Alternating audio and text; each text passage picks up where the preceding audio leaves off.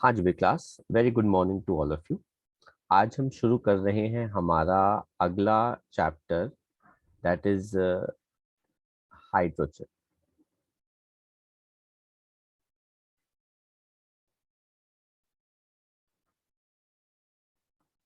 तो बेटा, सबसे पहले तो बात करते हैं हाइड्रोजन की कुछ खास बातों पे, कुछ स्पेशल फीचर्स पे, to understand it pretty well.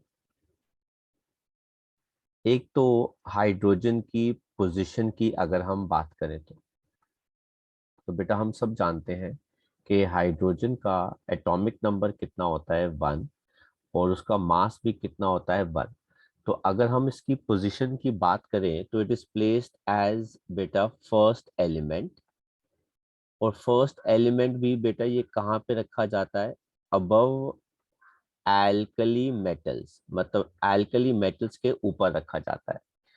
तो इसकी पोजीशन जो है वो काफी यूनिक है, क्योंकि ये एल्कली मेटल्स को भी रिसेंबल करता है। सर, एल्कली मेटल्स को क्यों रिसेंबल करता है? क्योंकि it can lose one electron like them, और H पॉजिटिव आयन बना सकता है। और ये हैलोजेंस को भी रिसेंबल करता है। सर क्यों? क्योंकि बेटा ये एक इलेक्ट्रॉन गेन करके हाइड्राइड H नेगेटिव भी बना सकता है। But yes, majority of the properties जो है इसकी नॉन मेटल्स की तरफ है, इसलिए हाइड्रोजन को हम नॉन मेटल ही मानते हैं। ठीक है। फिर रिसेम्बलेंस विद एल्कली मेटल, इसके पास वन वैलेंस इलेक्ट्रॉन है, जैसे एल्कली मेटल्स के पास होता है। ये इलेक्ट्रोपॉजिटिव कैरेक्टर शो करता है, मतलब it can lose one electron to form hydrogen ion, अभी हमने पढ़ा। ये नॉन मेटल्स के साथ कंबाइन करके उनके ऑक्साइड्स, हैलाइड्स, सल्फाइड्स बना सकता है एल्कली मेटल्स की तरह।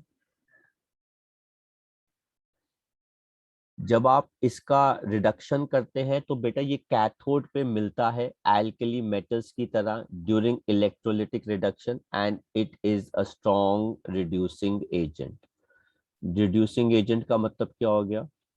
दूसरों को इलेक्ट्रॉन गेन कराने वाला।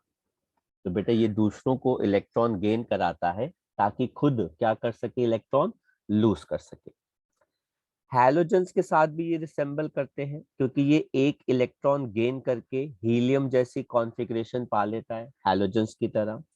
इसकी बहुत ज्यादा टेंडेंसी होती है एक इलेक्ट्रॉन गेन करने की हाइड्राइड बनाकर। इनकी आईईज हैलोजन से सिमिलर है, और इसका भी एक ऑक्सीडेशन स्टेट होता है -1 हैलोजेंस की तरह, अभी हमने वही पढ़ा। ये हैलोजेंस की तरह डायटोमिक फॉर्म के अंदर एग्जिस्ट करता है। और जब ये पिघले हुए एल्कली मेटल्स के साथ कंबाइन करता है तो बेटा ये क्या बनाता है, हाइड्राइड्स। वो हाइड्राइड्स करंट पास करने पर हाइड्रोजन गैस देते हैं, कहां पर, एनोड पर। तो देखो, सोडियम हाइड्राइड हाइड्रोजन गैस दे रहा है, सोडियम क्लोराइड क्लोरीन गैस दे रहा है। तो बेटा जैसे हैलोजन सॉल्ट्स होते हैं, ये हमारे हैलोजन के सॉल्ट्स हैं, जैसे वो अपनी गैस एनोड पर प्रोड्यूस करते हैं, सोडियम का हाइड्राइड या हाइड्राइड्स इस एल्कली मेटल्स के साथ बेटा वो भी हाइड्रोजन गैस प्रोड्यूस करते हैं एनोड के ऊपर। तो बेटा ये प्रॉपर्टीज रिसेम्बलेंस की वजह से हाइड्रोजन एल्कली मेटल्स को भी रिसेंबल करता है और हैलोजेंस को भी रिसेंबल करता है। तो बेटा हम बात करते हैं आइसोटोप्स ऑफ हाइड्रोजन की। हाइड्रोजन 3 आइसोटोप्स की फॉर्म के अंदर एग्जिस्ट करता है। एक होता है प्रोटियम, उसको बेटा हम लिखते हैं 1H1, या हम इसको लिखते हैं 1P1, जो 99.985% एग्जिस्ट करता है। दूसरा है बेटा ड्यूटीरियम, इसको हम लिखते हैं 2H1, या फिर हम इसको लिखते हैं 2D1। और बेटा इसकी परसेंटेज कितनी होती है, 0.0156%। और तीसरा होता है बेटा ट्रिटियम, ट्रिटियम को हम 3H1 लिखते हैं, या फिर हम 3T1 लिखते हैं बेटा। और इसकी परसेंटेज जो है वो बहुत बहुत बहुत बहुत कम होती है बेटा। Ocean is the good source and percentage of all the 3 isotopes. तो ये 3 आइसोटोप्स होते हैं हाइड्रोजन के। दे ऑल डिफर, क्योंकि सबके नंबर ऑफ न्यूट्रॉन्स अलग अलग होते हैं। पहले वाले के अंदर तो न्यूट्रॉन कोई भी नहीं होता, इसके अंदर एक न्यूट्रॉन होता है, और ट्रिटियम के अंदर दो न्यूट्रॉन होते हैं। इन सब के एटॉमिक नंबर्स क्या है, सेम, तभी इनकी केमिकल प्रॉपर्टीज क्या है, सेम, लेकिन रिएक्शन का रेट, रिएक्शन की स्पीड जो है इन तीनों आइसोटोप्स की डिफरेंट होती है। इस डिफरेंस इन द प्रॉपर्टीज की वजह से इनको हम कहते हैं आइसोटोपिक इफेक्ट। तो मास अलग होने की वजह से इनकी प्रॉपर्टीज अलग हो जाती हैं, जिनकी वजह से इसको हम कहते हैं आइसोटोपिक इफेक्ट। मैं आगे जाके बताऊंगा कि कैसे इनकी प्रॉपर्टीज डिफरेंट होती हैं। आपको पता है जो ट्रिटियम है वो रेडियो एक्टिव ट्रेसर में काम आता है, और ये थोड़ा सा चीप होता है एंड इजी टू वर्क होता है। ठीक है, तो ये वन ऑफ द आइसोटोप्स है जो रेडियो एक्टिविटी प्रोसेस के अंदर काम आता है, तो आप इससे एनर्जी जनरेशन जो है वो भी कर सकते हैं। तो सबसे पहले हम बात करते हैं प्रिपरेशन ऑफ हाइड्रोजन की। लैब के अंदर हम हाइड्रोजन को कैसे प्रिपेयर करते हैं। आप जिंक को एसिड के साथ रिएक्ट कीजिए। Being more reactive, zinc hydrogen को डिस्प्लेस करके खुद का सॉल्ट बना लेगा, हाइड्रोजन गैस लिबरेट कर देगा। जिंक जो है बेटा वो H2SO4 के अंदर हाइड्रोजन को डिस्प्लेस करके हाइड्रोजन गैस बना लेगा। ये आपने क्लास 10th के अंदर भी रिएक्शंस करी हुई है। आप एसिड ही क्या, बेस भी ले लीजिए।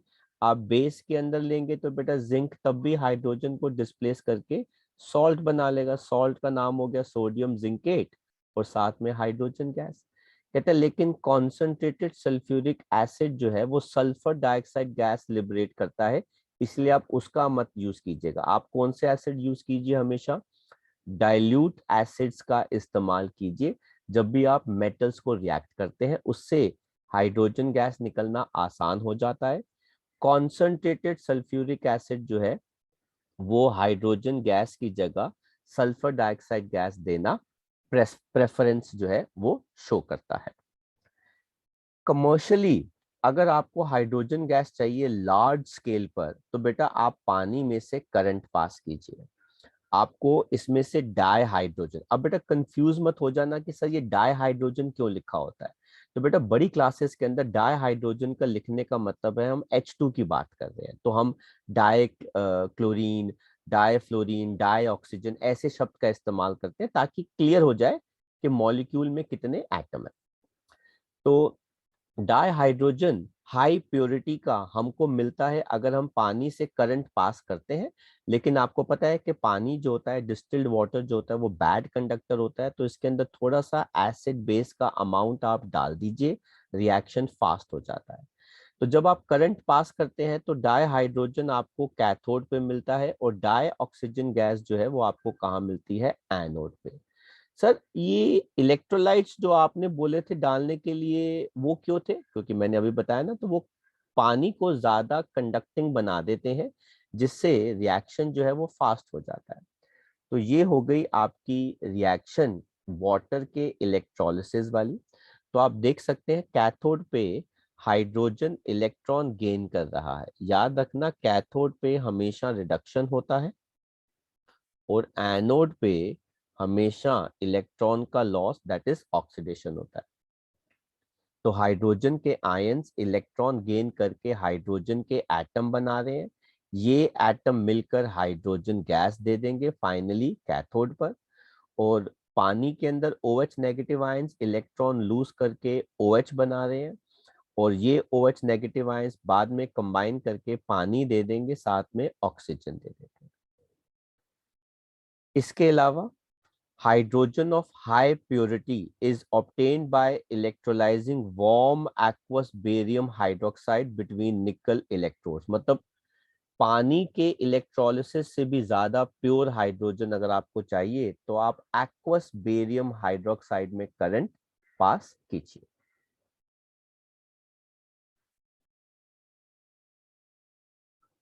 जो तीसरा कमर्शियल प्रिपरेशन में हाइड्रोजन की हमारा आता है वो है क्लोर एल्कली प्रोसेस। ये रिएक्शन आपने अगेन क्लास 10th में पढ़ी थी। जब हम नमक लेते हैं NaCl और उसको पानी में डालते हैं, और बेटा यहाँ पे जरूर लिख दीजिएगा इलेक्ट्रिक करंट पास करते हैं, तो हमको क्लोरीन गैस मिलती है, हाइड्रोजन गैस मिलती है, और हमको साथ में क्या मिलता है, NaOH।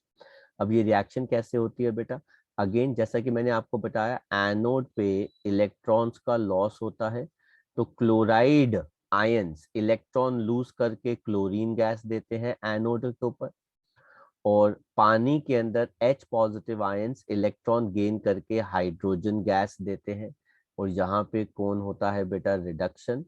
इन दोनों को हम ऐड करते हैं तो ये हमारी ओवरऑल इक्वेशन आती है। और इसमें जो फोर्थ प्रोसेस है बेटा, ये थोड़ा सा इम्पोर्टेंट प्रोसेस है। आपको हो सकता है कि इसमें कोई ना कोई एमसीक्यू आपको अपने चैप्टर के अंदर मिल जाए या रीजन बेस्ड क्वेश्चन मिल जाए। Steam reforming process. अब वो क्या होता है?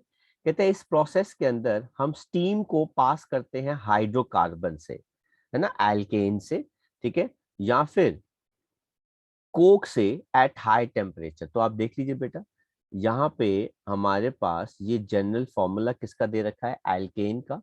यहाँ पे हमने पानी लिया है बेटा, पानी नहीं होता एक्चुअली, ये क्या होता है? स्टीम। 1270 केल्विन, और कैटलिस्ट के प्रेजेंस में आपको बेटा मिक्सचर मिलता है दो गैसेस का, carbon monoxide and hydrogen gas. ध्यान से सुनिएगा बेटा, carbon monoxide and hydrogen gas के मिक्सचर को हम कहते हैं वाटर गैस। अब बेटा इसको वाटर वेपर मत लिखाना, it is different. Water vapour different होता है, वाटर गैस जो होता है बेटा वो डिफरेंट होता है। वाटर गैस का एक और नाम होता है सिनगैस, और इसका एक और नाम होता है सिंथेसिस गैस, ठीक है। तो वाटर गैस के तीन नाम हो गए, एक हो गया वाटर गैस, दूसरा हो गया सिन गैस, और तीसरा बेटा क्या हो गया? Synthesis gas. तो वाटर गैस क्या होता है? Water gas is a mixture of carbon monoxide and hydrogen gas, ठीक है। अब हाइड्रोकार्बन से अगर आपको मिक्सचर चाहिए वाटर गैस का तो आप एल्केन्स ले लीजिए, लेकिन अगर आप कोक, अगर आप कोल, चारकोल ये सब ले लेते हैं तो इस प्रोसेस को हम कहते हैं कोल गैसिफिकेशन। कहते हैं जब कोक रिएक्ट करता है स्टीम के साथ तो वो दोबारा देता है वाटर गैस, और इस process of producing syngas और सिंथेसिस गैस फ्रॉम कोल को हम क्या कहते हैं? Coal gasification. कहते हैं इसको हम सिन गैस भी कहते हैं क्योंकि ये सिंथेसाइज करती है मीथेनॉल और बड़े सारे आगे के हाइड्रोकार्बन्स के साथ। अब बेटा इस रिएक्शन के अंदर मुझे एक्चुअली में कौन सी गैस चाहिए? मुझे इस प्रोसेस के अंदर चाहिए तो सिर्फ कौन सी गैस? हाइड्रोजन गैस ही चाहिए ना। और हाइड्रोजन गैस मैंने निकाल लिया, हाइड्रोजन गैस हमने निकाल ली, तो हमने बेटा इस कार्बन मोनोक्साइड को फर्दर घुमा दिया। ये देखो, आप उसी कार्बन मोनोक्साइड को, हाइड्रोजन गैस निकाल लो और जो कार्बन मोनोक्साइड गैस बची उसको दोबारा स्टीम के साथ पास करोगे at 673 kelvin and iron chromate as a catalyst, तो आपको दोबारा मिक्सचर मिल जाएगा कार्बन मोनोक्साइड और हाइड्रोजन गैस का, और हम इसमें से हाइड्रोजन गैस निकाल लेंगे। इस रिएक्शन को हम कहते हैं वाटर गैस शिफ्ट रिएक्शन, ठीक है। तो इस रिएक्शन को हम क्या कहते हैं? Water gas shift reaction. अब बेटा ध्यान रखना, मैं आपको पहले ही बता दूं, प्रोडक्शन ऑफ हाइड्रोजन गैस के अंदर ये जो नाम है कोल गैसिफिकेशन, और जो दूसरा नाम है वाटर गैस शिफ्ट रिएक्शन, ये दोनों ही नाम बेटा काफी इंपॉर्टेंट है। तो there are lot of chances कि आपके स्कूल में इन पे बेस्ड कोई ना कोई क्वेश्चन एमसीक्यू आ सकता है।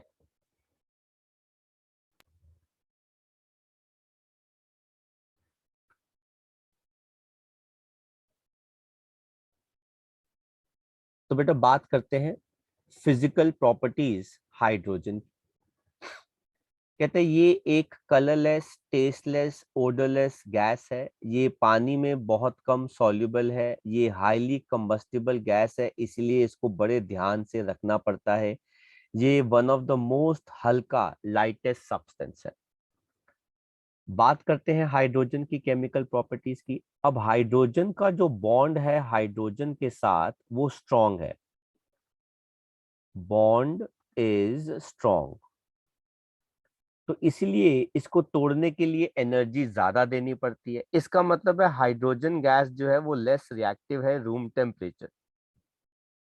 लेकिन हाँ, अगर आप टेम्परेचर ज्यादा कर देंगे या फिर कैटलिस्ट डाल देंगे तो इसकी रिएक्शन फास्ट हो जाती है।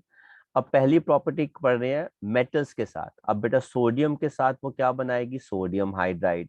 कैल्शियम के साथ वो क्या बना रही है, कैल्शियम हाइड्राइड। इनको कहते हैं वो क्या बनाती है, मेटल हाइड्राइड्स। नॉन मेटल्स के साथ अगर हाइड्रोजन को रिएक्ट करें तो वो क्या बनाती है, नॉन मेटालिक हाइड्राइड। जैसे हाइड्रोजन ऑक्सीजन के साथ क्या बना लेगी, पानी। हाइड्रोजन नाइट्रोजन के साथ क्या बना लेगी, अमोनिया। अच्छा ये देखो, जब पानी बनता है एनर्जी रिलीज होती है, जब अमोनिया बनता है एनर्जी रिलीज होती है। ये दोनों रिएक्शंस जो है वो कौन सी रिएक्शंस है, एक्सोथर्मिक। और अमोनिया की फॉर्मेशन को हम क्या कहते हैं बेटा, हेबर्स प्रोसेस। हैलोजन के साथ रिएक्ट करोगे तो वो बना देगा हाइड्रोजन हैलाइड। हाइड्रोजन हैलाइड है ना, HCl, HF, HBr, HI, and so on. Then बेटा रिएक्शन मेटल ऑक्साइड्स के साथ, गुड रिड्यूसिंग एजेंट, मतलब इलेक्ट्रॉन गेन कराने वाली, ये इलेक्ट्रॉन गेन कराती है। कॉपर ऑक्साइड को कॉपर में बदल देगी, ठीक है। जिंक ऑक्साइड को जिंक में बदल देगी। और पैलेडियम के जो सॉल्ट्स होते हैं इनको हम क्या कहते हैं, पैलेडियम के सॉल्ट्स, उनको हम आयंस की फॉर्म के अंदर लिखते हैं। पैलेडियम सॉल्ट्स में से जब आप हाइड्रोजन गैस पास करते हो तो हाइड्रोजन जो है वो पैलेडियम से ज्यादा रिएक्टिव होती है। तो बेटा वो उसको डिस्प्लेस करके पैलेडियम बाहर कर देती है और खुद वहां पे कंबाइन कर लेती है। अनसैचुरेटेड हाइड्रोकार्बन, सर वो कौन से होते हैं, अनसैचुरेटेड के अंदर कार्बन के बीच में डबल बॉन्ड कार्बन होता है, कार्बन के बीच में ट्रिपल बॉन्ड कार्बन होता है। तो ऐसे केस में आप इन रिएक्शंस के अंदर हाइड्रोजन ऐड कर सकते हो। जैसे बेटा CH2 डबल बॉन्ड CH है, आपने एक मॉलिक्यूल हाइड्रोजन का ऐड कर दिया ब्रेक करके, तो बेटा आपको ये मिल गया। तो इथीन, हाइड्रोजन ऐड करने के बाद क्या बन जाता है, इथेन। इस रिएक्शन को क्या कहते हैं, हाइड्रोजनेशन। इसका मतलब होता है process of addition of hydrogen, hydrogenation.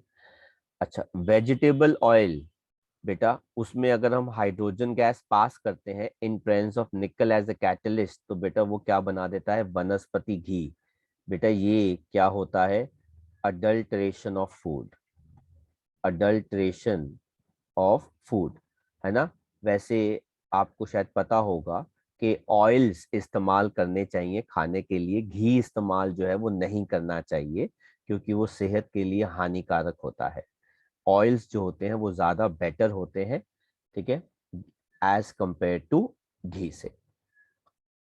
और लास्ट जो बेटा रिएक्शन आती है जो अक्सर बहुत कम पूछी जाती है, मैं सही बताऊं तो ना के बराबर पूछी जाएगी आपसे, ठीक है, वो है hydroformylation of oily fins.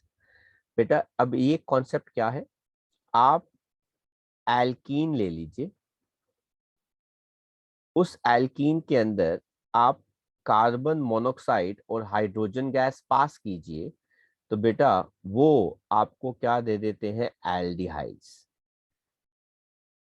In aldehydes को अगर आप फर्दर हाइड्रोजन पास करेंगे तो बेटा रिडक्शन मेथड से ये क्या बना देते हैं, अल्कोहल बना देते हैं। तो ये रिएक्शन प्योरली ऑर्गेनिक रिएक्शन है, इसीलिए इस चैप्टर में इसकी इतनी वैल्यू जो है वो नहीं रहती, क्योंकि ये चैप्टर जो है वो इनऑर्गेनिक केमिस्ट्री को सपोर्ट करता है, उसी पे बेस्ड है।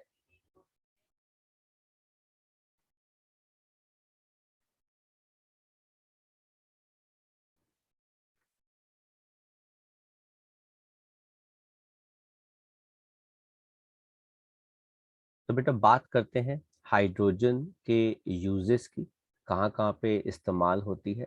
बेटा रिड्यूसिंग एजेंट लैब्स में, इंडस्ट्रीज में, हाइड्रोजनेशन हम करते हैं वेजिटेबल ऑयल का।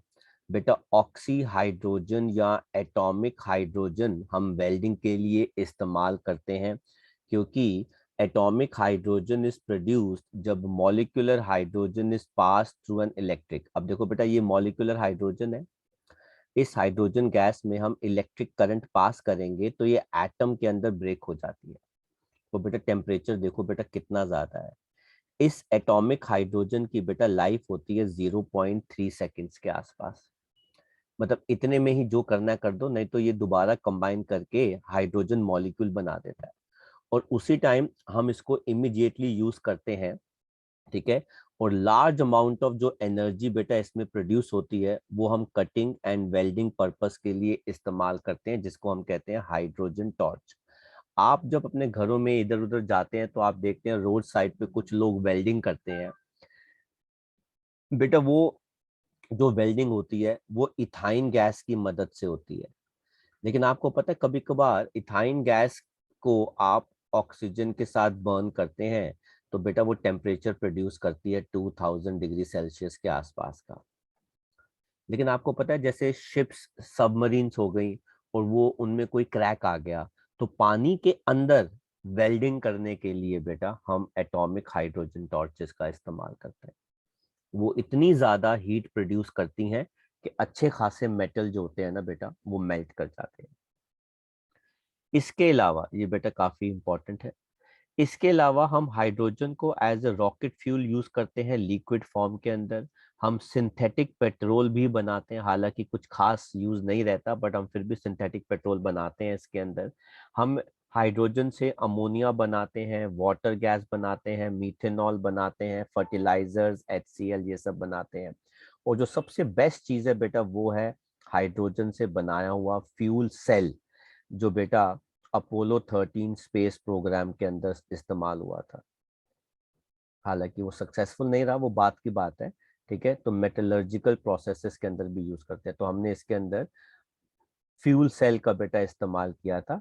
हाइड्रोजन गैस ऑक्सीजन गैस के साथ कंबाइन करके बेटा वो क्या देती है, पानी देती है। तो बेटा यही पानी को एस्ट्रोनॉट जो थे वो पीते थे, कंज्यूम करते थे बेटा।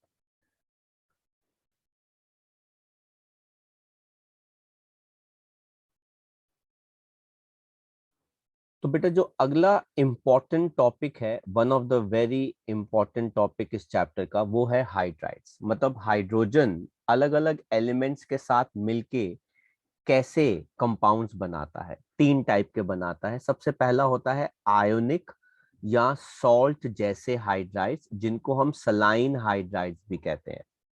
दूसरे होते हैं कोवैलेंट हाइड्राइड्स, जिनको हम मॉलिक्यूलर हाइड्राइड्स भी कहते हैं। और तीसरे होते हैं बेटा मेटालिक हाइड्राइड्स, जिनको हम इंटरस्टिशियल हाइड्राइड्स भी कहते हैं या फिर नॉन स्टोइकोमेट्रिक हाइड्राइड्स भी कहते हैं। तो शुरुआत करते हैं सबसे पहले आयनिक या सॉल्ट जैसे या सलाइन हाइड्राइड।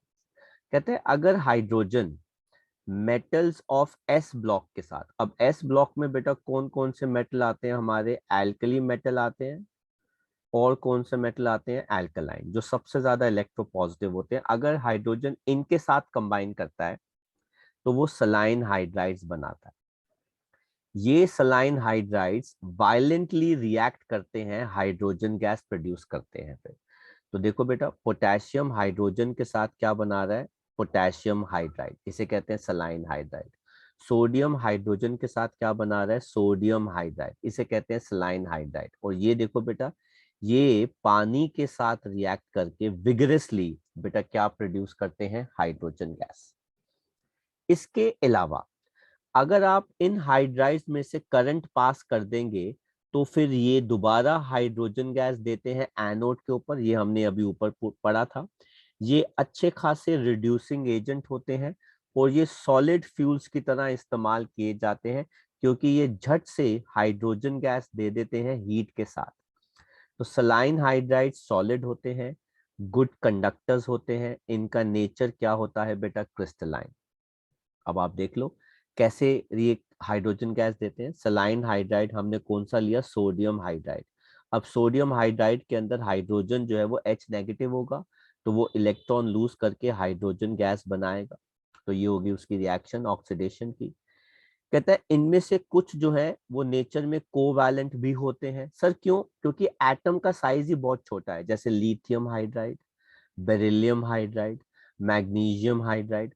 और लिथियम हाइड्राइड एक बहुत ही अनरिएक्टिव कंपाउंड होता है, और जो मॉडरेट टेम्परेचर पर ऑक्सीजन एंड क्लोरीन के साथ बेटा क्या कर सकता है, रिएक्ट, एंड बनाता है यूजफुल हाइड्राइड्स। अब देखो बेटा, लिथियम जरूरत से ज्यादा छोटा होने की वजह से क्या बनाता है, लिथियम हाइड्राइड, जो एक्चुअली में क्या होता है, कोवैलेंट होना चाहिए उसको आयनिक, जैसे यहाँ पर ऊपर ये आयनिक है पर ये कोवैलेंट है।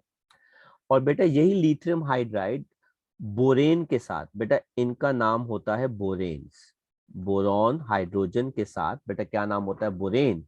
ये बनाता है लिथियम बोरो टेट्राहाइड्राइड। बेटा ये बड़ा ही अच्छा कंपाउंड है, हाइड्राइड, ठीक है, जो एक बहुत ही अच्छा क्या होता है, रिड्यूसिंग एजेंट। ये भी बड़ा अच्छा रिड्यूसिंग एजेंट है। इसका नाम क्या होता है, लिथियम एल्यूमिनो टेट्राहाइड्राइड। ये दोनों अच्छे रिड्यूसिंग एजेंट है।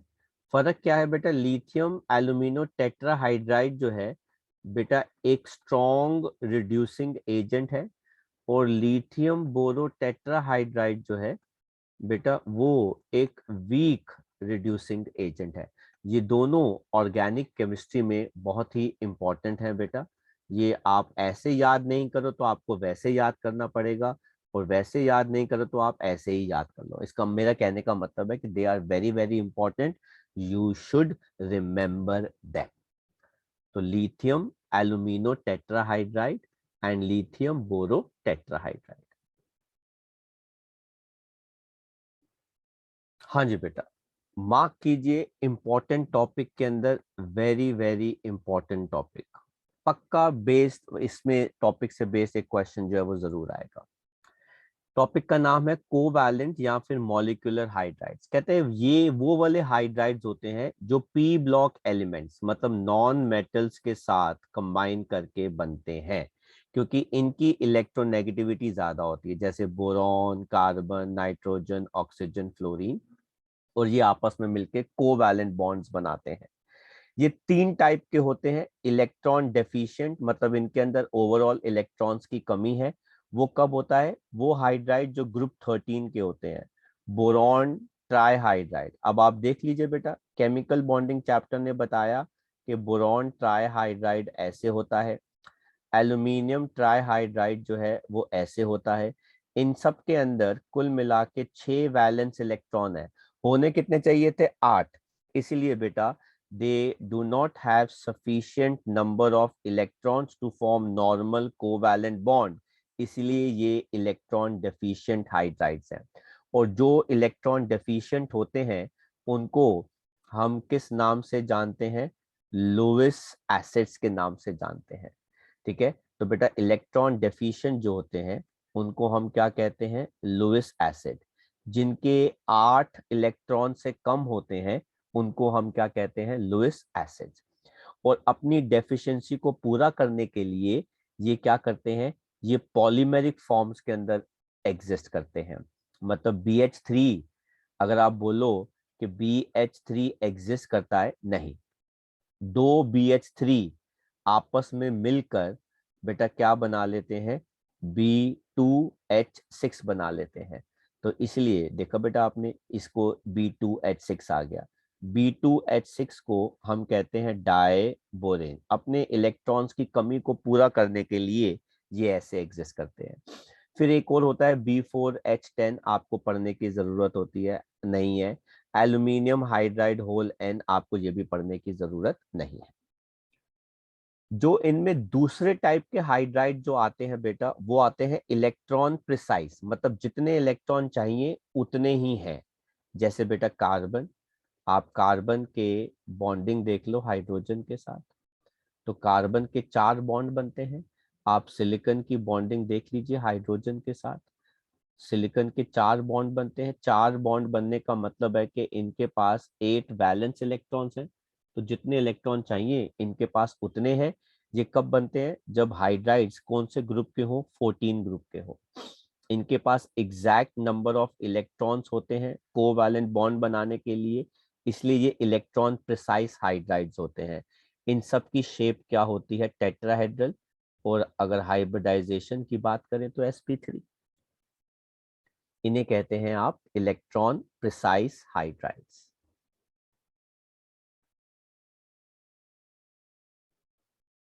तो बेटा जो हमारा कोवैलेंट के अंदर थर्ड टाइप ऑफ हाइड्राइड होता है बेटा, वो होते हैं इलेक्ट्रॉन रिच हाइड्राइड। ये कब बनते हैं? जब हाइड्रोजन कंबाइन करता है ग्रुप 15, 16 या 17 के साथ। सर ऐसा क्यों होता है? क्योंकि बेटा इनके पास 8 इलेक्ट्रॉन तो होते ही होते हैं, पर कभी कभार क्या होता है कि एक आधा लोन पेयर भी हो जाता है। अब मतलब it's a kind of an extra electron या नॉन बॉन्डिंग इलेक्ट्रॉन। तो बेटा ग्रुप 15 में हमारे पास सबसे अच्छा एग्जांपल आ गया अमोनिया का। ग्रुप 16 के अंदर हमारे पास पानी आ गया। अब ग्रुप 17 के अंदर हमारे पास HF आ सकता है, HCl आ सकता है एंड सो ऑन। तो बेटा इनके पास have more electrons than required to form normal covalent bonds. अब एक्सेस इलेक्ट्रॉन जो है बेटा, एक्सेस इलेक्ट्रॉन्स को हम क्या कहते हैं? हम कहते हैं lone pairs of these hydrides are present as lone pairs of electrons। और बेटा इनको हम क्या कहते हैं? Lewis base. अब इलेक्ट्रॉन डेफिशिएंट वाले लुईस एसिड है, तो इलेक्ट्रॉन रिच वाले लुईस बेसिस है।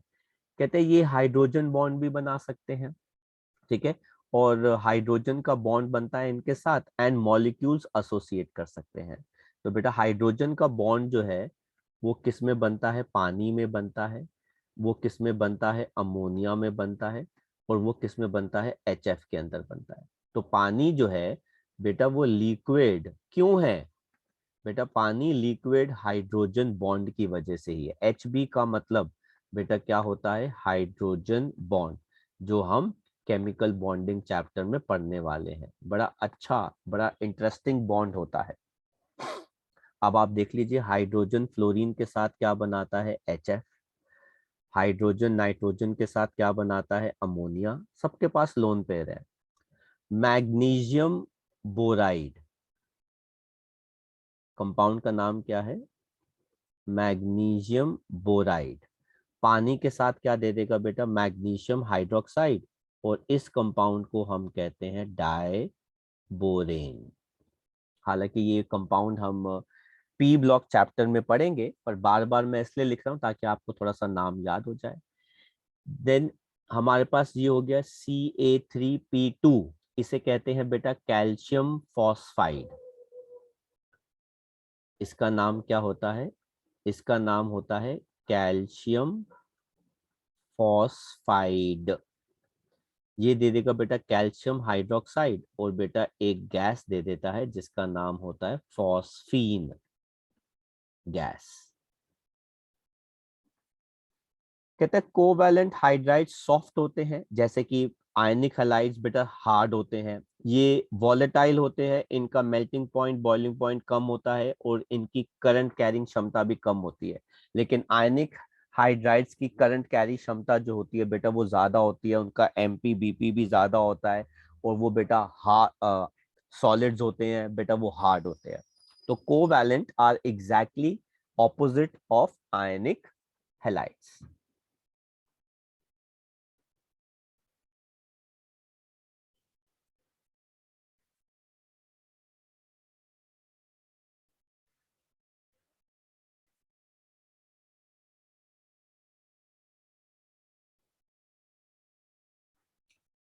तो बेटा हमारे पास अब थर्ड टाइप का जो हाइड्राइड आता है उसे कहते हैं मेटालिक और interstitial hydride.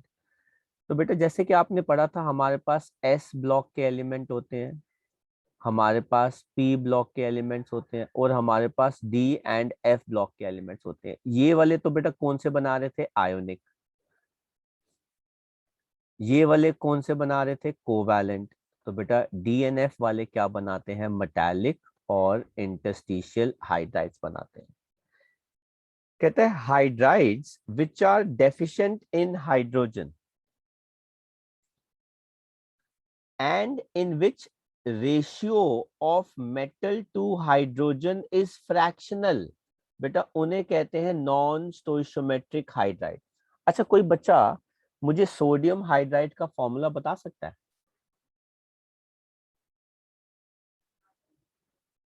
Sir NaH। Very good बेटा, NaH। अच्छा, कोई बच्चा मुझे कैल्शियम हाइड्राइड का फॉर्मूला बता सकता है? Sir CaH2। CaH2, है ना। अब देखो बेटा, इसमें रेशियो कितना है, 1:1। इसमें रेशियो कितना है, 1:2। अच्छा, एल्यूमिनियम हाइड्राइड हो जाएगा तो बेटा रेशियो कितना हो जाएगा, एक एल्यूमिनियम के लिए बेटा 3 हाइड्रोजन हो गए, है ना। तो बेटा अब अमोनिया हो गया, तो अमोनिया के अंदर एक नाइट्रोजन के लिए बेटा 3 हाइड्रोजन हो गए। ये रेशियोज बेटा क्या है, फिक्स्ड है। Ratio is fixed. लेकिन आयरन के साथ बड़ी विचित्रता है कि आयरन डाइहाइड्राइड भी बना सकता है और आयरन जो है वो ट्राइहाइड्राइड भी बना सकता है, फेरस भी बना सकता है, फेरिक भी बना सकता है। ऐसे ही एक एलिमेंट है लैंथेनम, जो बेटा डाइहाइड्राइड भी बना सकता है और वो ट्राइहाइड्राइड भी बना सकता है। तो जो एक्चुअल लैंथेनम हाइड्राइड है, एक्चुअल लैंथेनम हाइड्राइड, सर उसका फिर फॉर्मूला क्या है? तो बेटा कई जगह पे लैंथेनम के साथ 2 हाइड्रोजन आ रहे होते हैं, कई जगह पे लैंथेनम के साथ 3 हाइड्रोजन आ रहे होते हैं। तो बेटा ओवरऑल एक फिक्स्ड फॉर्मूला नहीं बैठता, एक फिक्स्ड रेशियो नहीं बैठता। इस वजह से लैंथेनम हाइड्राइड का जो रेशियो आता है वो आता है ये वाला, लैंथेनम H2.87। ऐसे ही टाइटेनियम का हाइड्रोजन के साथ कितना आता है, 1.5 से लेके 1.8 की रेंज में।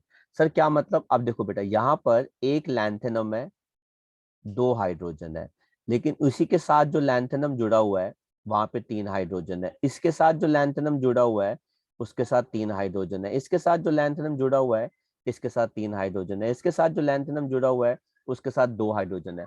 तो एक एक्चुअल रेशियो जो है, एक फिक्स्ड रेशियो जो है लैंथेनम का, वो नहीं बैठता। इसलिए बेटा ये रेशियोज फ्रैक्शन में लिखे जाते हैं। ऐसे कंपाउंड्स को हाइड्रोजन के डी और एफ ब्लॉक के साथ हम कहते हैं मेटालिक या इंटरस्टिशियल हाइड्राइड। अब जरा ध्यान से मेरी बात सुनना, आपको और अच्छे से समझ में आएगा। सर ऐसी प्रॉब्लम आती क्यों है? अब देखो, ये मेटल की लेयर है, लेट्स सपोज लैंथेनम की ये लेयर है। हम इस लैंथेनम की लेयर को हीट करते हैं, लैंथेनम के मेटल को क्या करते हैं, हीट। तो बेटा हीट करने से क्या होता है, इनके बीच में थोड़ी थोड़ी खाली जगह आ जाती है।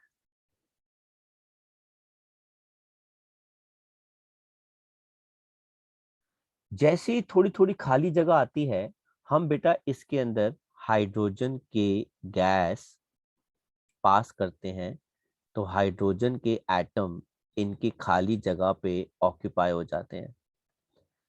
और फिर बाद में हम बेटा इसको क्या कर देते हैं, कूल।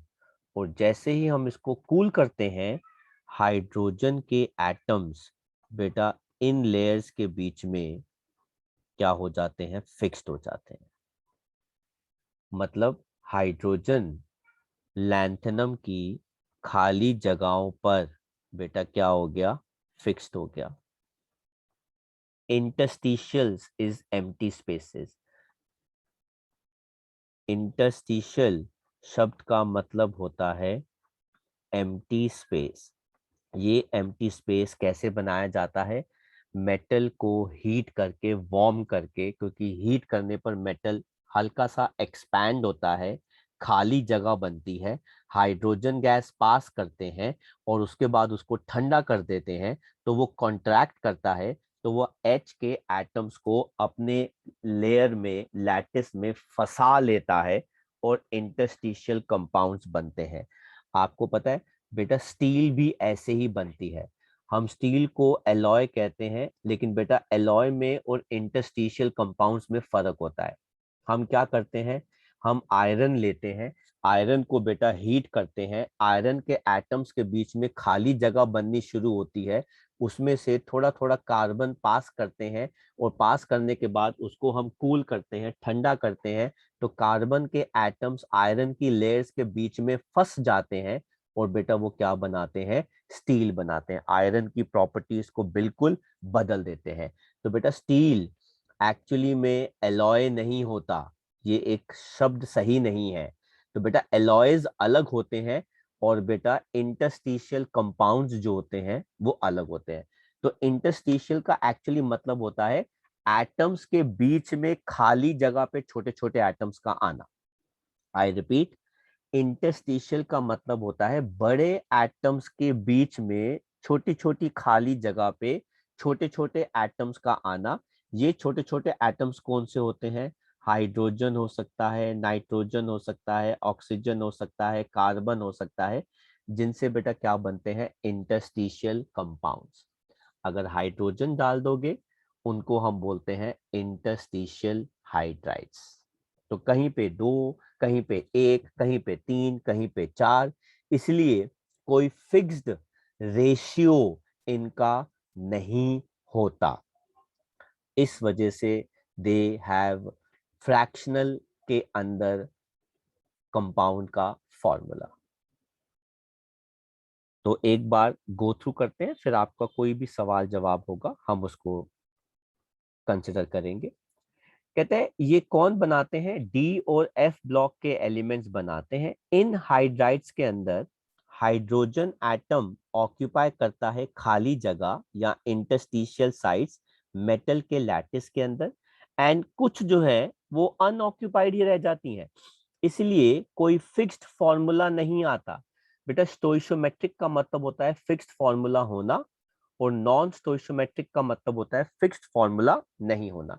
जैसे आपने ये ऊपर वाले कंपाउंड देखे ना बेटा, इनके फॉर्मूले फिक्स्ड है, तो बेटा इसलिए ये किस टाइप के हैं बेटा, स्टोइशियोमेट्रिक कंपाउंड्स हैं,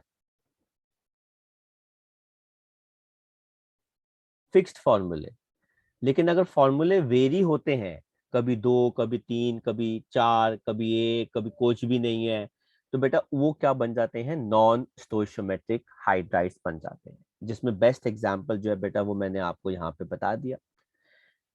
अब वो कहते हैं इनको कंपेयर करो एल्कली मेटल्स के लिए, कैसे? तो बेटा एल्कली मेटल्स हाईली रिड्यूसिंग होते हैं, क्योंकि वो अपना इलेक्ट्रॉन हमेशा के लिए हाइड्रोजन एटम को दे देते हैं H नेगेटिव आयन बनाने के लिए, इसलिए वो आयनिक है। तो बेटा एल्कली मेटल जो है वो अपना इलेक्ट्रॉन दे रहे हैं हाइड्रोजन को, लेकिन ये वाले मेटल अपना इलेक्ट्रॉन देते नहीं है ना? ये वाले मेटल अपना इलेक्ट्रॉन देते नहीं है, अगर दे देंगे तो ये भी आयनिक बन जाएंगे। कहते हैं since hydride ion is formed by complete transfer of electron, therefore ratio metal का हाइड्रोजन के साथ हमेशा फिक्स्ड होता है, जिनको हम कहते हैं स्टोइशियोमेट्रिक compounds. In other words, alkali metals do not form non स्टोइशियोमेट्रिक compounds, वो बना ही नहीं सकते। लेकिन मेटालिक हाइड्राइड्स के अंदर hydrogen is absorbed as H atoms, due to which metal lattice expand कर जाता है और becomes less stable. Therefore when they are heated, ये बेटा ब्रेक करके हाइड्रोजन वापस सप्लाई कर देते हैं एज फाइनली डिवाइडेड मेटल। तो बेटा अब इसके साथ एक और भी बहुत बड़ी प्रॉब्लम है, बहुत बड़ा इश्यू है। आप या कोई भी इंसान अपने घर में हाइड्रोजन गैस को एज ए सिलेंडर बेटा स्टोर करके कभी भी नहीं रखेगा, बेटा बहुत बड़ा रिस्क फैक्टर है, हाईली कंबस्टिबल गैस है। तो सर मुझे तरीका बताओ कि मैं इसको कैसे स्टोर करके रखूं, पहली चीज। और दूसरा, अगर मुझे एक जगह से दूसरी जगह ले जानी है, one state to another state ले जानी है, तो मैं कैसे लेके जाऊं? बेटा हाइड्रोजन गैस को अगर आप लेके जाओगे सिलेंडर्स की फॉर्म के अंदर, किसी भी ट्रक में, एरोप्लेन के अंदर या ट्रेन के अंदर बेटा बहुत बड़ा रिस्क फैक्टर जुड़ा हुआ है। भगवान ना करे कोई ना कोई एक्सीडेंट हो जाए या कुछ हो जाए इस वजह से। तो बेटा हम क्या करते हैं, हाइड्रोजन गैस को इंटरस्टिशियल हाइड्राइड्स में बदल देते हैं। ये कंपैरेटिवली बेटा बर्न नहीं करते, और जब ले जाते हैं ट्रांसफर कर लेते हैं उसको, फिर हम बेटा वापस हाइड्रोजन गैस में बदल देते हैं।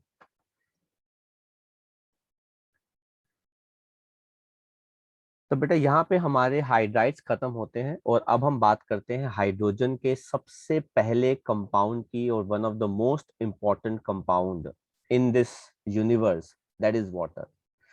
अगर बेटा वाटर कहीं पे है तो बेटा लाइफ वहां पे हो सकती है। कहते हैं पानी एक पोलर कंपाउंड है कैरेक्टर के अंदर, क्योंकि इसके अंदर ऑक्सीजन जो है उसकी इलेक्ट्रोनेगेटिविटी बहुत ज्यादा है, इसकी शेप बेंट है। हम लोगों ने बेटा केमिकल बॉन्डिंग चैप्टर में पढ़ी हुई है। ऑक्सीजन के पास 2 लोन पेयर होते हैं और 2 बॉन्ड पेयर्स होते हैं। एंगल कितना होता है, 104.5 डिग्री। कहते हैं इसके अंदर ऑक्सीजन एटम sp3 हाइब्रिडाइज्ड है। सर कैसे? 2 bond pair plus 2 lone pair, and 2 lone pair है, 2 oxygen bond H covalent bond है। डेंसिटी आइस की कम होती है पानी से, क्योंकि आइस के अंदर 2 ऑक्सीजन एटम है, 2 कोवैलेंट बॉन्ड है, हाइड्रोजन बॉन्ड है, तो खाली जगह इसमें बेटा ज्यादा होती है। But these vacant spaces when filled with water, तो बेटा आइस पिघलनी शुरू हो जाती है, हाइड्रोजन बॉन्ड ब्रेक करने शुरू हो जाते हैं, इसलिए आइस जो है वो पानी पे फ्लोट करती है। मैं आपको बता देता हूँ एक रफ डायग्राम ड्रॉ करके। बेटा पानी जो है, मॉलिक्यूल्स काफी पास होते हैं एक दूसरे के, लेकिन जब यही, इसको बेटा हम क्या कहते हैं, वाटर कहते हैं, जब यही वाटर आइस में बदलता है, चेक बेटा, मेरी वॉइस क्लियर है बेटा? Check check check. Yes sir, बिल्कुल क्लियर है। तो बेटा जब यही वाटर आइस में बदलता है, तो पानी के मॉलिक्यूल्स के बीच में हाइड्रोजन बॉन्डिंग आ जाती है।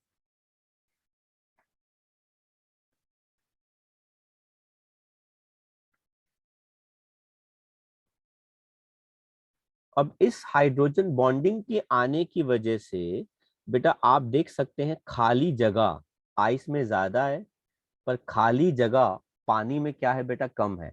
तो बेटा वैकेंट स्पेसेस की वजह से आइस की डेंसिटी बेटा क्या हो जाती है, कम, और इसलिए आइस सॉलिड होने के बावजूद पानी में क्या करती है बेटा, फ्लोट करती है। इसकी फिजिकल प्रॉपर्टी क्या है, यूनिवर्सल सॉल्वेंट। हर चीज मोस्ट ऑफ द केसेस में पानी में डिसॉल्व हो जाती है। Freezes at 0 degree Celsius, boils at 100 degree Celsius. ये कलरलेस, ओडरलेस, टेस्टलेस लिक्विड है, पर मुझे तो सबसे टेस्टी लिक्विड जो है बेटा वो यही लगता है। मजा आ जाता है जब प्यास लगी और आप एक गिलास पानी पिए। इसकी डेंसिटी सबसे ज्यादा 1 ग्राम सेंटीमीटर क्यूब होती है बेटा, किस टेम्परेचर पे, 4 डिग्री पर। ये अच्छी खासी हाइड्रोजन बॉन्डिंग शो करता है, high freezing and boiling point है, high heat of vaporisation and fusion है एज कंपेयर टू बाकी के कंपाउंड्स। नेचर इसका पोलर है। सर क्यों? क्योंकि बेटा ऑक्सीजन, अगर आप इस डायग्राम के ऊपर आ जाओ, पानी के डायग्राम के ऊपर, ऑक्सीजन डेल्टा नेगेटिव है और हाइड्रोजन डेल्टा पॉजिटिव है, इसलिए इसका अच्छा खासा डायपोल मोमेंट है। आपको याद होगा हमने इसका डायपोल मोमेंट बनाया था 1.84 डी बाय, तो बहुत जबरदस्त डायपोल मोमेंट है इसका। इसकी वजह से बेटा बहुत सारी चीजें पानी में डिसॉल्व हो जाती हैं। इसकी स्पेसिफिक हीट बहुत ज्यादा है, कंडक्टिविटी थर्मल बहुत ज्यादा है, सरफेस टेंशन, ये प्रॉपर्टीज पढ़ेंगे। डाइलेक्ट्रिक कांस्टेंट, ये फिजिक्स की प्रॉपर्टीज है, ये बहुत ज्यादा होता है। दो ही प्रॉपर्टीज बेटा पानी की हमारे लिए पढ़ने लायक हैं, वो ये है, और इसके अंदर इसका पोलर नेचर और डायपोल मोमेंट। केमिकल प्रॉपर्टीज की बात करें तो पानी का डिसोसिएशन, ऑटो प्रोटोलिसिस, मार्क कीजिएगा, वेरी वेरी इंपॉर्टेंट। पानी की खास बात क्या है, ये खुद ही स्प्लिट कर जाता है आयंस के अंदर, है ना। ऑटो मतलब अपने आप, प्रोटोलिसिस प्रोटॉन देना, प्रोटॉन, और बेटा लिसिस का मतलब, शब्द का मतलब होता है ब्रेकिंग। तो बेटा अपने आप पानी जो है वो ब्रेक करके प्रोटॉन दे देता है। ये देखो बेटा H पॉजिटिव है ना, आपने ये रिएक्शन ऐसे पढ़ी होगी क्लास 10th के अंदर, पानी ब्रेक करके बेटा क्या देता है, H पॉजिटिव और OH नेगेटिव। पर अब हम जानते हैं H पॉजिटिव कभी भी नेचर में एग्जिस्ट नहीं करता। दो पानी के मॉलिक्यूल मिलकर बेटा क्या बनाते हैं, हाइड्रोनियम आयन और OH नेगेटिव। ये पानी का नेचर कौन सा बताता है, एम्फोटेरिक। एम्फोटेरिक का बेटा मतलब क्या हो गया, showing acidic and basic nature और कैरेक्टर। फिर ये भी देख लो बेटा एम्फोटेरिक नेचर कैसे हो गया। अब देखो अगर HCl एसिड है तो बेटा पानी क्या एक्ट कर रहा है, बेस, और बेटा H पॉजिटिव दे रहा है, Cl नेगेटिव। और अगर अमोनिया है बेस और बेटा पानी क्या एक्ट करेगा, एसिड, तो बेटा क्या दे रहा है, अमोनियम हाइड्रोक्साइड। तो ये रिएक्शन शो कर रही है कि पानी एसिड भी एक्ट कर रहा है और पानी बेस भी एक्ट कर रहा है।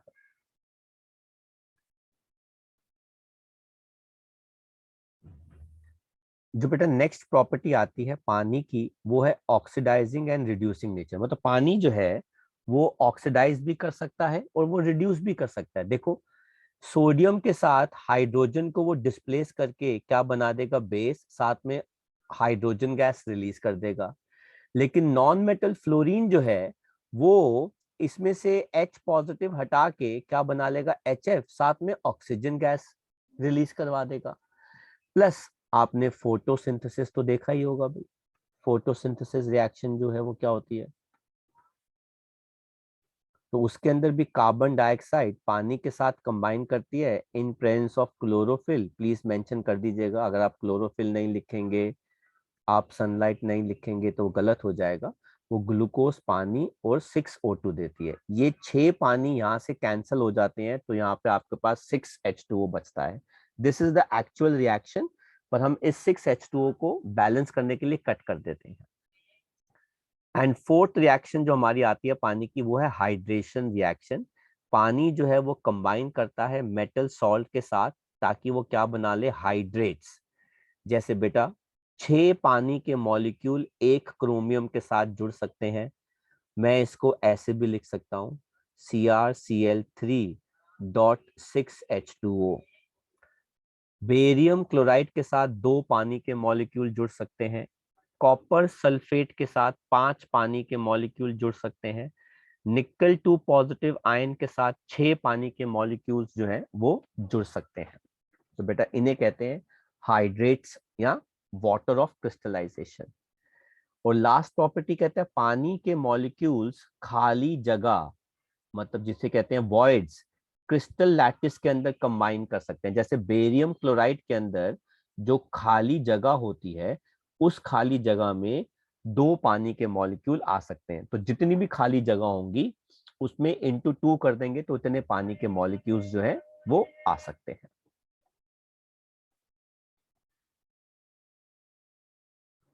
बेटा पानी के बाद जो हमारा अगला टॉपिक कोर्स का पार्ट जो है वो है हैवी वाटर।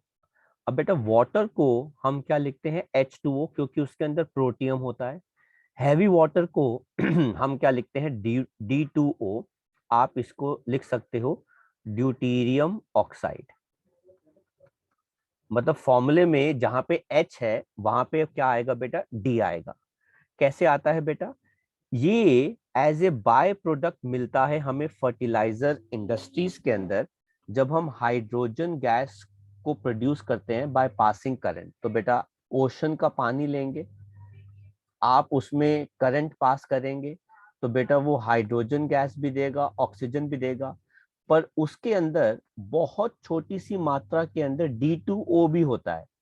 तो बेटा वो आपको करंट में क्या दे देगा, ड्यूटीरियम गैस, और साथ में बेटा क्या दे देता है, ऑक्सीजन। तो आप बेटा तो देख सकते हैं कि ड्यूटीरियम जो है बेटा, ड्यूटीरियम गैस जो है वो हैवी वाटर का पार्ट होता है। कहते हैं कहते हैं हैवी वाटर को पीना नहीं चाहिए, it is injurious to human beings, plants और एनिमल्स, सिंस ये रिएक्शन को क्या कर देता है, स्लो डाउन कर देता है, रिएक्शन की स्पीड को। बेटा हमारी बॉडी में वाटर की प्रेजेंस में बहुत सारे प्रोसेसेस होते हैं। अगर बाई चांस किसी ने गलती से पानी की जगह हैवी वाटर पी लिया तो बेटा it can be very dangerous. Chemical sir हाँ जी बेटा। सर अगर हैवी वाटर, जैसे कि अगर मान लीजिए कि हमारे पास हैवी वाटर भी है एंड वाटर भी है नॉर्मल, तो हम उसमें डिफरेंशिएट कैसे करेंगे? कि क्या कुछ कलर डिफरेंस होता है या नहीं कुछ नहीं होता है नहीं ऐसा नहीं नहीं, जो दोनों आप को अलग बताते हैं? बिल्कुल भी आपको पता नहीं चलेगा, ना तो आपको टेस्ट का पता चलेगा, ना आपको कंजम्पशन का पता चलेगा, कुछ भी नहीं आपको पता चलेगा। आपको इसके लिए रेडियो एक्टिव टेस्ट करना पड़ता है, उससे पता चलता है। तो ये डिटेक्टर्स होते हैं, रेडिएशन डिटेक्टर्स, वो बताता है कि हैवी वाटर कौन सा होगा। आप वैसे नहीं कर सकते, वो मीटर्स होते हैं, रेडियो एक्टिव मीटर्स। तो उनको जब हम पास में लेकर आएंगे हाई हैवी वाटर के, तो वो ही डिटेक्ट करके बताएगा। नहीं तो फिर आप पीने के बाद डिटेक्ट कर सकते हैं। अगर पीने के बाद इंसान की तबीयत खराब होगी और मरने वाला हो गया, तो भाई उसने हैवी वाटर जो है वो पी लिया। ऑब्वियस सी बात है, ये टेस्ट नहीं होता, ठीक है, that is just a bad joke. तो आप ऐसे उसको टेस्ट नहीं कर सकते।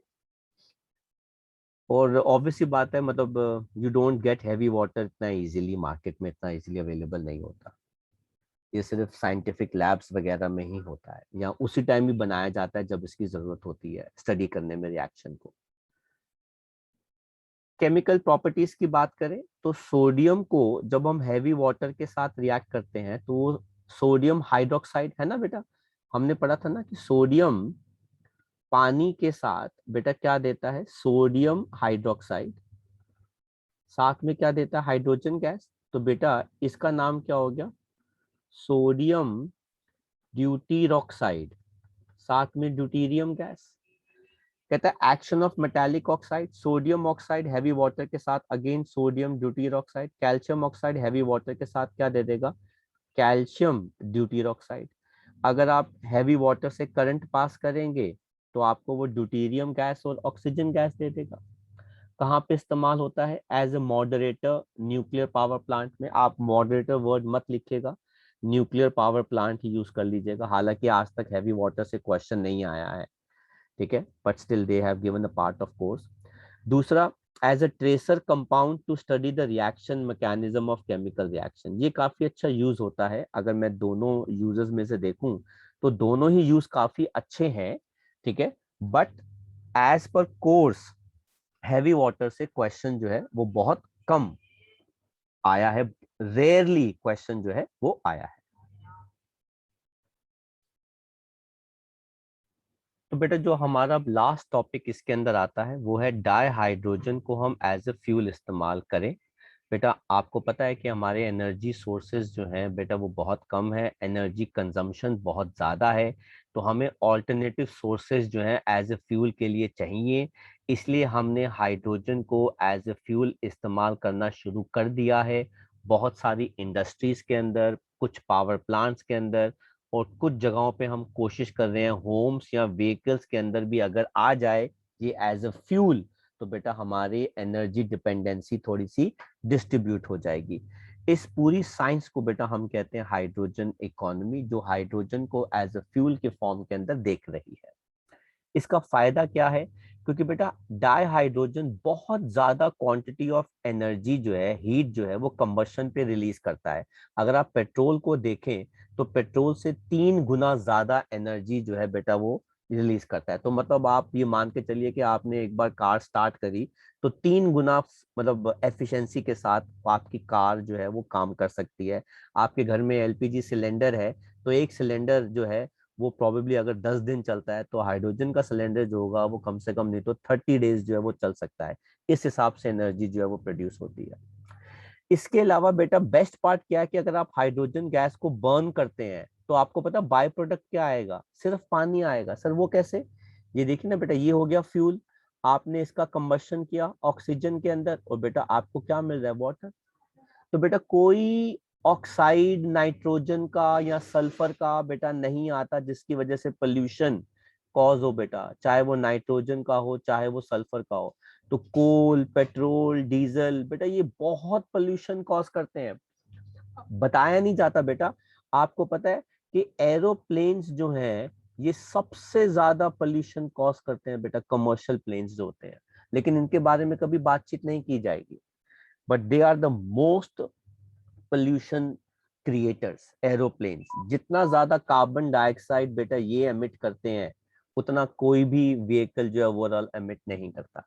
पर इनके बारे में हम बात नहीं करते क्योंकि ये बड़ी बड़ी कंपनीज है। देन हम बात करते हैं बेटा इसकी लिमिटेशन की, प्रॉब्लम क्या है सर, क्यों नहीं इस्तेमाल कर रहे। एक तो बेटा जो सिलेंडर में हाइड्रोजन गैस को रखा जाएगा बेटा, वो सिलेंडर जो है वो 30 टाइम्स हैवी होता है, क्योंकि हाइड्रोजन गैस काफी रिस्की फ्यूल होता है, तो वो 30 टाइम्स जो है बेटा वो हैवियर होगा पेट्रोल वगैरह के टैंक से। एक तो ये प्रॉब्लम है, ताकि उसको सेम अमाउंट ऑफ एनर्जी जो है वो रिलीज करनी पड़े। अब डाई हाइड्रोजन गैस को अगर हम लिक्विड स्टेट में कन्वर्ट करते हैं तो 20 केल्विन तक हमको उसको ले जाना पड़ेगा। ये भी बहुत बड़ा इशू है बेटा, कि इतना हमारा एनर्जी का खर्चा हो जाएगा कि उसको लिक्विड स्टेट में लाने के लिए। और उसके लिए जो टैंक यूज होते हैं बेटा वो काफी एक्सपेंसिव इंसुलेटेड टैंक्स होते हैं, जो एलॉयज के बने होते हैं, सोडियम निकल, निकल हाइड्राइड, मैग्नीशियम, मैग्नीशियम हाइड्राइड के। तो बेटा ओवरऑल अगर टैंक एक्सपेंसिव है, मुझे हाइड्रोजन गैस प्रोड्यूस करके इधर से उधर ट्रांसफर करना एक्सपेंसिव पड़ रहा है, तो बेटा कल को मैं बेचूंगा भी तो एक्सपेंसिव बेचूंगा ना। और आप ये मत सोचना कि हम इसको घर में इस्तेमाल कर लेंगे तो हम हाइड्रोजन के सिलेंडर ले लेंगे। बेटा अगर ऐसा कुछ होगा तो आपको गैस स्टोव मैनुअल नहीं चाहिए होंगे, आपको बेटा कंप्यूटराइज्ड गैस स्टोव चाहिए होंगे। तो बेटा वो कॉस्ट ऑफ प्रोडक्शन बढ़ा देंगे, कॉस्टिंग उसकी बढ़ा देंगे, तो शायद हर घर, आज इंडिया के अंदर बेटा हर घर के अंदर एलपीजी सिलेंडर तक नहीं पहुंच पाया। तो बेटा आप जब भी कोई डेवलपमेंट देखते हैं तो प्लीज आप ये ध्यान रखिएगा कि आप जब भी कोई डेवलपमेंट देखते हैं तो वो इंडिया की सिर्फ 20% पॉपुलेशन के लिए होता है बेटा। 80% पॉपुलेशन जो है वो हार्डली कुछ देख पाती है, क्योंकि वो तो रूरल एरियाज के अंदर है, वो क्या देख पाएगी, वो कुछ नहीं देख पाएगी। तो जो भी आप डेवलपमेंट या टेक्नोलॉजी देख रहे हैं वो इंडिया की 20% के लिए। 80% पॉपुलेशन कांट सी, उनके घर में तो अभी तक एलपीजी सिलेंडर तक नहीं पहुंचा, तो हाइड्रोजन गैस स्टोव वो कहाँ से परचेज करना शुरू कर देंगे, गवर्नमेंट कहाँ से बेटा उसमें सब्सिडी दे देगी, गवर्नमेंट तो वैसे ही आजकल कुछ भी नहीं दे रही है। तो ओवरऑल हाइड्रोजन को यूज करना it is very very good, but उसको इस्तेमाल में लाना it is very very expensive. So this is what we have all about in hydrogen economy and in chapter hydrogen this year in 2021-22.